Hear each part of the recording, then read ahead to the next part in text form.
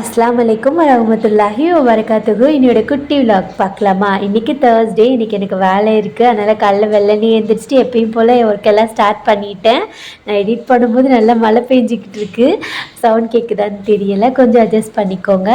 இன்றைக்கி பார்த்திங்கன்னா லஞ்சுக்கு ஒரு அடுப்பில் சாப்பாடு வச்சுருக்கேன். இந்த அடுப்பில் டீ போடுறதுக்காக பாலை ஊற்றி போட்டாச்சு. இன்னொரு அடுப்பில் நம்ம அஃப்ரா குட்டிக்கு பாலை ஊற்றி வச்சாச்சு. அவ்வளோதான். ஃபஸ்ட்டு நம்ம டீயை போட்டு முடிச்சுட்டு இங்கிட்டு வாஷிங் மிஷினில் துணியை போட்டுடலான்னு சொல்லிவிட்டு நம்ம வாஷிங் மிஷின் ரூம் பக்கமாக வந்தாச்சு. நேற்று பார்த்திங்கன்னா தொடப்பம் வாங்கியிருந்தேன், அதை எங்கிட்ட வச்சுருக்கேன். அதுவும் அந்த தொடப்பம் வாங்கினோடனே ஒரு 1 வீக்குக்கு அதுலேருந்து ஒரே தூசியாக கொட்டும்ல, அது போனால் தான் கொஞ்சம் நல்லாயிருக்கும். நெக்ஸ்ட் அப்படியே வாஷிங் மிஷினில் துணியை போட்டுட்டு ஒவ்வொரு வேலையாக ஸ்டார்ட் பண்ணோம்னா கரெக்டாக இருக்கும். முட்டையை அவிச்சிடணும்னு சொல்லிட்டு முட்டையும் அவிச்சாச்சு. இங்கிட்டு பாலும் பொங்கிருச்சு, இங்கிட்டு டீயும் நல்லா குதிச்சு சூப்பராக ரெடி ஆயிடுச்சு.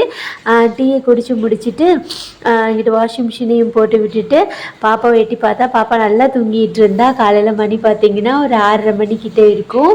அஃபினத்தான் கிளம்பிட்டாங்க. சரின்னு சொல்லிட்டு நான் லெமன் சாதம் செய்கிறதுக்காக ரெடி பண்ணிக்கிட்டு இருந்தேன். எப்பயும் போல தான் நம்ம செய்வோம்ல, அதே மாதிரி தான் எல்லாமே ரெடி பண்ணி வச்சுட்டு நம்ம தாளித்து விட்டுற வேண்டியதான். எண்ணெய் காஞ்சதுக்கப்புறம் கடுகு பருப்பு, வேர்க்கடலை, கடலைப்பருப்பு, நமக்கு என்ன பிடிக்குமோ அதெல்லாம் ஆட் பண்ணிக்கிற வேண்டியது தான். லெமன் ஜூஸு, கொஞ்சமாக மஞ்சள் பொடி, கொஞ்சம் உப்பு போட்டு மிக்ஸ் பண்ணிவிட்டு நம்ம வடித்து வச்சுருக்கோம்ல சாப்பாடு, அதையும் போட்டு மிக்ஸ் பண்ணோம்னா சூப்பராக லெமன் ரைஸ் ரெடி ஆயிடுச்சு. ரொம்பவே டேஸ்டியாக இருந்துச்சு. இதுக்கு தொட்டுக்கிறதுக்கு ஒரு ஸ்பைஸியாக பொட்டேட்டோ ஃப்ரை செய்யலாமா? அதுவும் சிம்பிளாக தான், ரொம்ப பெருசாலாம் ஒன்றும் கிடையாது. எண்ணெய் காஞ்சதுக்கப்புறம் கடுகு பருப்பு, சில பேர் வெங்காயம் போடுவாங்க, நான் வெங்காயம் எல்லாம் போடலை. கடைசியில் கருவேப்பிலை போட்டுக்கிருவேன். கட் பண்ணி வச்சுருக்க உருளைக்கிழங்கு, கொஞ்சமாக மஞ்சள் பொடி, கொஞ்சம் மிளகா பொடி போட்டுட்டு நல்லா மிக்ஸ் பண்ணி விட்டுட்டு அடுப்பை லோ ஃப்ளேமில் வச்சுட்டு அப்படியே விட்டுடலாம். அது பாட்டுக்கு நல்லா மொறுன்னு வெந்துடும்.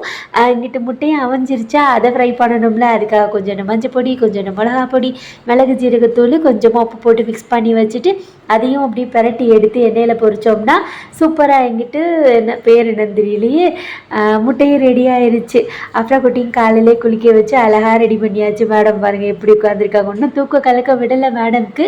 அப்படியே துணியெல்லாம் காய போட்டுட்டு வீடெல்லாம் ஓரளவுக்கு நீட் பண்ணி வச்சுட்டு போயிட்டு வந்தோம்னா வரும்போது கொஞ்சம் ரிலாக்ஸாக இருக்கும். அவ்வளோதான். காலையில் பார்த்திங்கன்னா அப்படி தான் கொஞ்சம் ஹரிபரியாக இருக்கும்.